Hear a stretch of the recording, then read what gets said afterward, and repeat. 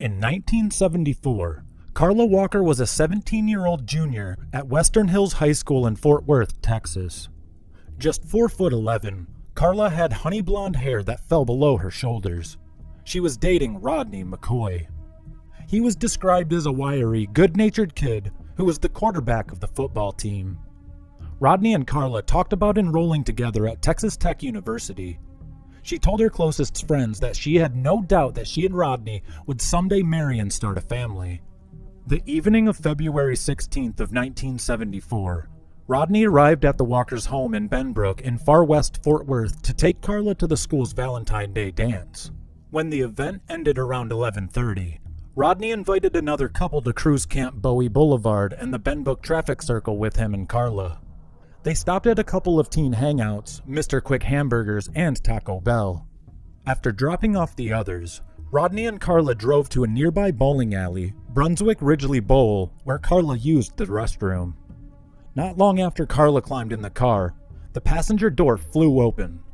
Rodney caught a glimpse of a tall man with short brown hair.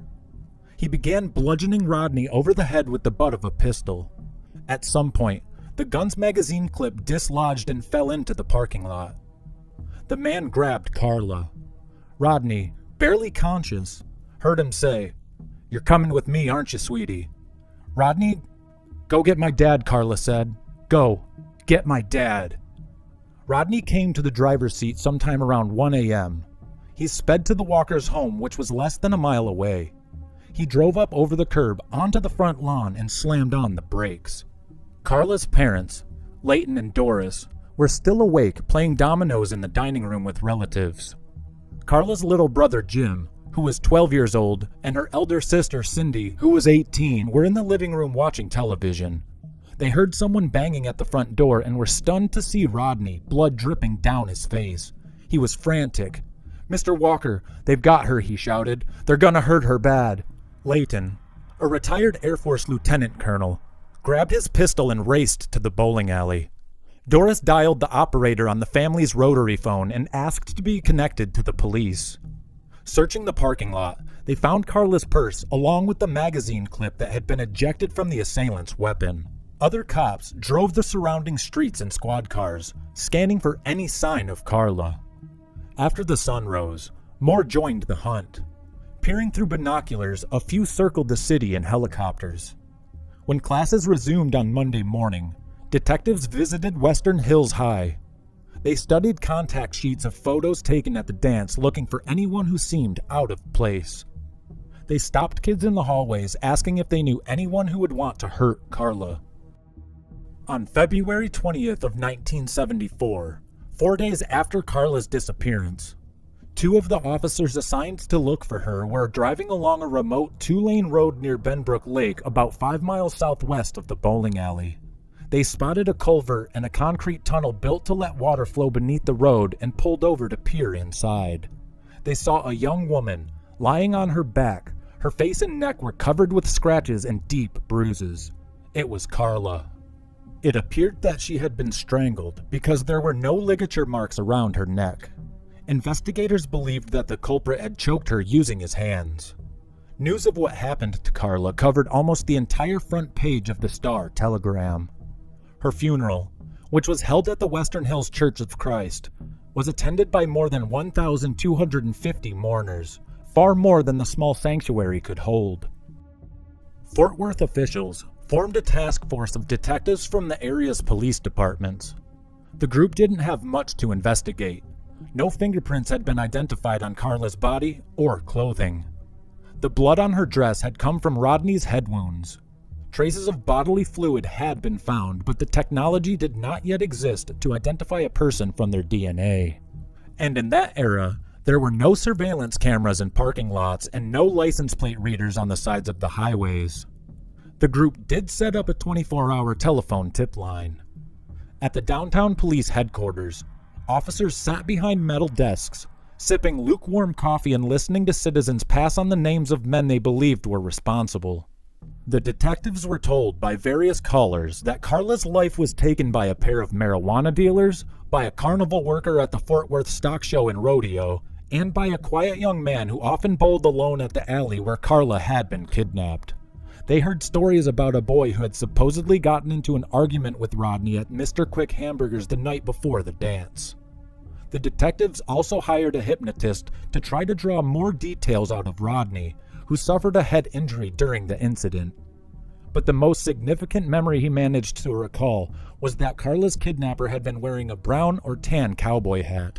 When the hypnotist snapped his fingers and Rodney awoke, he burst into tears. He was all torn up inside, tormented that he couldn't save his girlfriend. During one meeting, the task force detectives discussed another unsolved case that had taken place on February 7th of 1973, almost exactly a year before Carla's. That night, a young woman named Becky Martin did not return home after attending a night class at Tarrant County Junior College's South Campus. Her body was found almost 7 weeks later. It was so decomposed that there was no way to determine the cause. The medical examiner said Becky could have been stabbed or strangled or even shot through the stomach.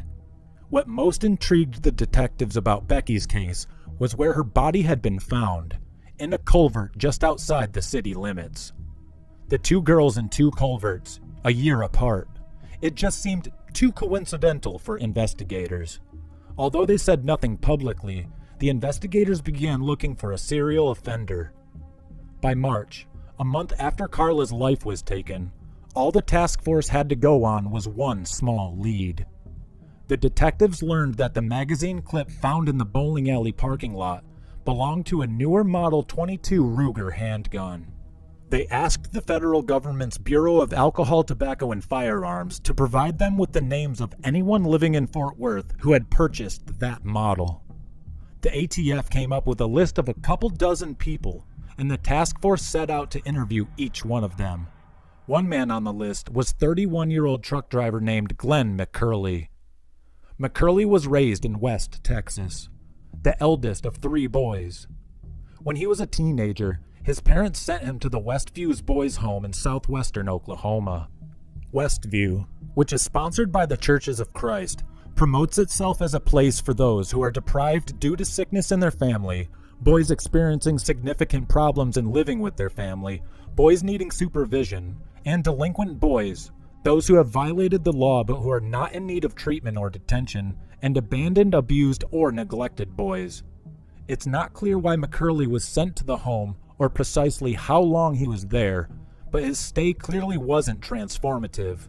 By February of 1961, he had left Westview and was in Abilene, Texas, where he stole a car. Then, he abandoned that car and stole another one. The State Highway Patrol began to pursue him and shot out one of his tires. He drove the vehicle onto a vacant lot and attempted to escape on foot, but was quickly captured. In court, McCurley pleaded guilty and received a 2-year sentence. He was released early in the spring of 1962 when he was 19. He eventually moved to Midland, where he met a blonde high school student named Judy Watson. On February 16th of 1963, McCurley married Judy in a Baptist church. The young couple moved into a small rental home. McCurley eventually got a job as a truck driver for the U.S. Postal Service with a route to Dallas, Fort Worth area. Judy gave birth to 2 sons, Craig and Roddy. Then, in 1972, McCurley moved his young family to a neighborhood in West Fort Worth. McCurley and Judy enrolled their boys in the public elementary school and they joined Ridgely West Baptist Church. McCurley got another truck driving job, hauling prefabricated slabs of concrete to construction sites. Judy worked at the church's daycare center. One man who knew McCurley did note a distasteful habit. He'd see a pretty girl and say something like, "Take a look at that." In early March of 1974, 2 detectives arrived at McCurley's home to interview him about his Ruger 22 pistol. When the officers asked about the gun, McCurley said that it had been stolen 6 weeks earlier from his pickup truck while he was fishing. He then agreed to come to downtown and take a polygraph test, which he passed. The task force promptly eliminated him as a potential suspect. By late spring of 1974, investigators still had little to show for their work.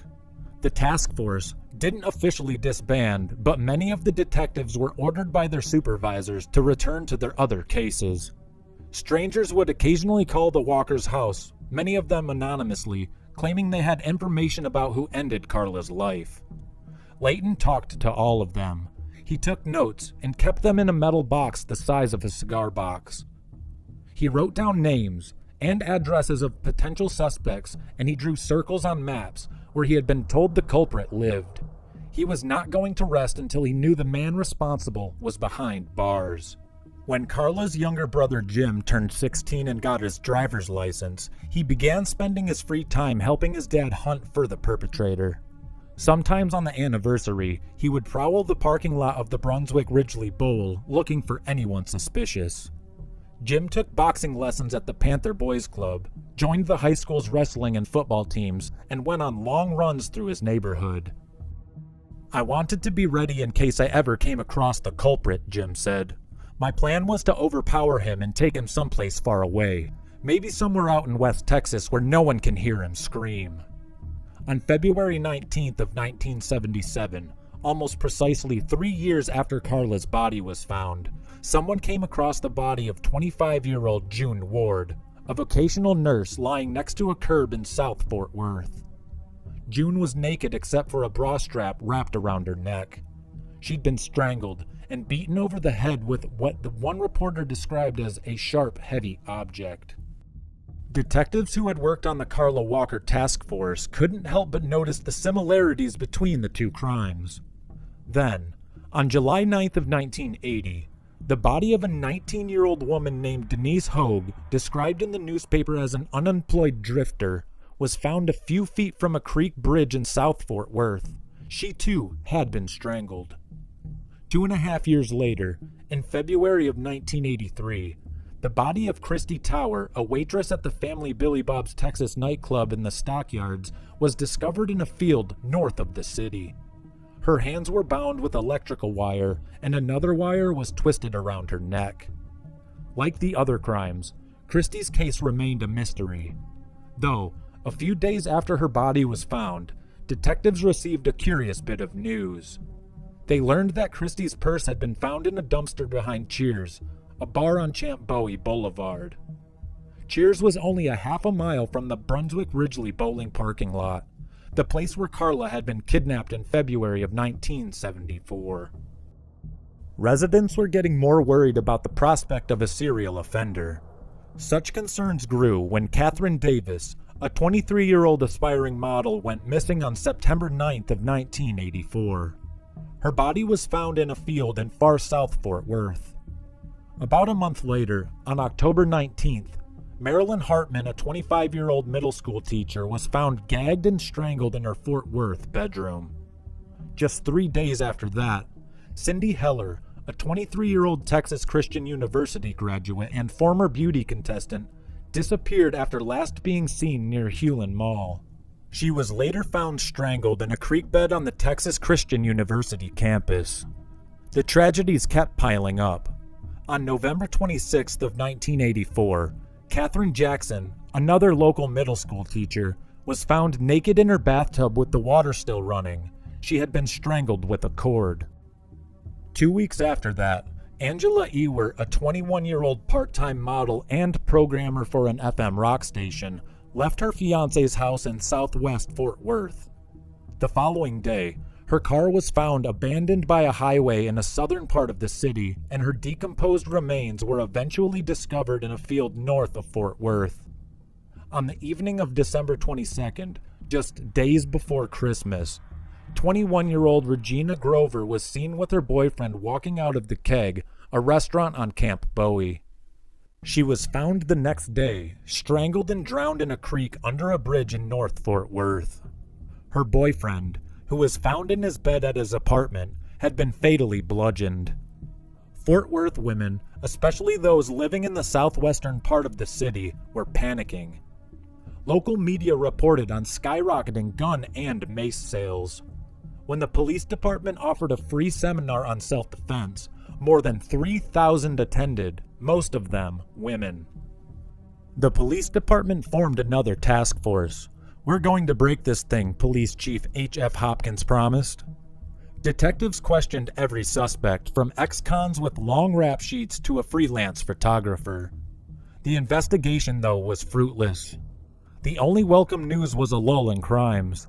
The culprit, if it was one culprit, seemed to have retreated. That was until February 24th of 1986. A passerby came across a woman's unclothed body, partially wrapped in a blanket, lying on a hillside near a park in central Fort Worth. She had been strangled, but the police could not identify her through the usual means, fingerprints, or dental records. Nor did they receive any reports about a missing woman that might have provided a clue. Another year passed, and then another, and this time it really did appear as if the unknown man committing all these crimes had retreated for good. Carla Walker's little brother Jim had not given up. After graduating from Western Hills High, Jim had attended Sam Houston State University, where he read books on serial offenders and took courses in abnormal psychology so that he could better understand what he described as the criminal mind. After he graduated from college, he moved back to Fort Worth and applied to become an officer with the city's police department. His plan was to get promoted to detective and get his hands on Carla's files and find the man responsible. During a training session at the academy's firing range, however, Jim noticed something was wrong with his eyesight. A doctor later diagnosed him with a congenital eye condition. Forced to drop out of the academy, he went to work in security at a local Office of Defense contractor General Dynamics. But he continued hunting for the man responsible. After his father passed away in 1987 of a heart attack, Jim dug through the notes in Layton's metal box looking for new leads to pursue. After his mother passed away in 2015, Jim purchased his parents' home and moved into it with his wife. "I wanted to be there in case somebody ever got a conscience at 3 in the morning and showed up to confess," he said. In January of 2019, Detectives Leah Wagner and Officer Jeff Bennett decided to take another look at Carla's case after Jim made a request. Among those they re-interviewed was Carla's then-boyfriend, Rodney McCoy, who had moved to Alaska as soon as he graduated from high school to work on an oil rig, telling his family that he needed to get as far away from Fort Worth as possible. He eventually returned to Texas and was living near Austin when Wagner and Bennett reached him. To try to locate new witnesses, investigators posted a message on the police department's Facebook page. They got a couple dozen responses, including one from a woman who claimed that her ex-husband had grown up in the same neighborhood as Carla and had kept a stash of newspaper articles about her case, which he occasionally reread. A likely sign, said the ex-wife, that he was responsible. No doubt to the ex-wife's disappointment, the ex-husband was able to prove he'd been out of town the weekend Carla's life was taken. What the detectives needed was physical evidence, and the best physical evidence they could hope to find, of course, was the culprit's DNA. Since Carla lost her life, the technology of DNA identification had not only been developed, but had progressed beyond anyone's expectations. There were now even laboratories that specialized in genealogical mapping, in which technicians use freely accessible databases to link DNA from an unknown person to the DNA of that person's relatives. Fortunately for Wagner and Bennett, Carla's dress and other clothing she'd worn the night her life was ended had been carefully packed away in paper bags in the police department's evidence lab, which meant there was a chance that technicians still could turn up a usable sample of DNA. After all these years, however, there was no way of knowing whether the DNA had degraded, which would prevent the technicians from compiling a full genetic profile of the man responsible. Once more, conducting DNA tests on Carla's clothes could cost the Fort Worth Police Department as much as $20,000, money that was more likely to go towards active cases. Wagner and Bennett were determined to find at least one good lead, but they knew the odds were against them. Then, their investigation took an unpredictable turn. Vincent Strange was a 40-year-old Fort Worth aerospace technician and true crime buff. In 2017, he created a podcast about unsolved cases in Texas. His first story was going to be about Carla Walker, whose case he had read about while poking around the internet. He interviewed Carla's siblings, Jim and Cindy, as well as a few of her friends. One person who did listen to it was Diane Kuykendall. Diane had gone to school with Carla. Carla always smiled at her in the hallway, even though they didn't really know each other. Diane said it made her feel good, and that she wishes that there was some way that she could pay Carla back. Diane decided to fly to Nashville to attend CrimeCon, an annual 3-day true crime convention that most recently attracted some 5,000 people. She brought along 80 copies of a pamphlet she had written about Carla's case. She handed out the pamphlets to the likes of Dateline's Keith Morrison, Fox News' Nancy Grace, and Paul Holes, a retired investigator who works for the Oxygen Network. Paul Holes was intrigued and convinced Oxygen to pay $18,000 to cover the cost of DNA testing on Carla's clothes. At a lab in California, technicians found some intact, untainted bodily fluid were found. From that fluid, they were able to develop a full DNA profile, which they uploaded to CODIS, a nationwide law enforcement database that contains the DNA of millions of criminal offenders. CODIS, however, couldn't find a match. Paul Holes and his producers contacted a Texas lab that also does genealogical mapping, but technicians there had no luck either. David Middleman, CEO of Othram, then got into contact with Paul Holes. He said he was optimistic that his particular DNA identification method, a sophisticated technology that used genome sequencing, could find a match. The morning of July 4th of 2020, David Middleman called Officer Bennett. "We've connected the DNA to a particular family tree," he said. "The last name is McCurley."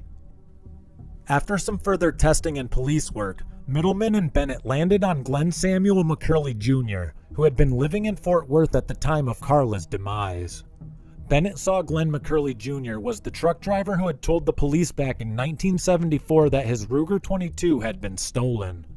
Wagner and Bennett did a background check on McCurley, but there was little to learn. As far as they could tell, other than his 1961 criminal conviction for stealing a car when he was 18, he had no encounters with the police. McCurley was no longer driving trucks full-time by then. He took on handyman jobs and did part-time maintenance work at a fitness club. Wagner and Bennett decided to pay him a visit.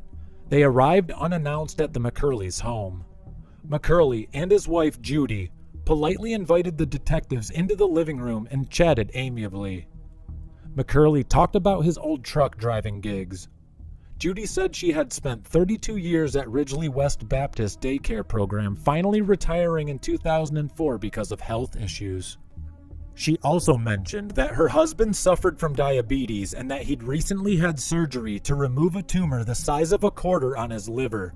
"We're not ready for this," Judy said, "especially with his cancer."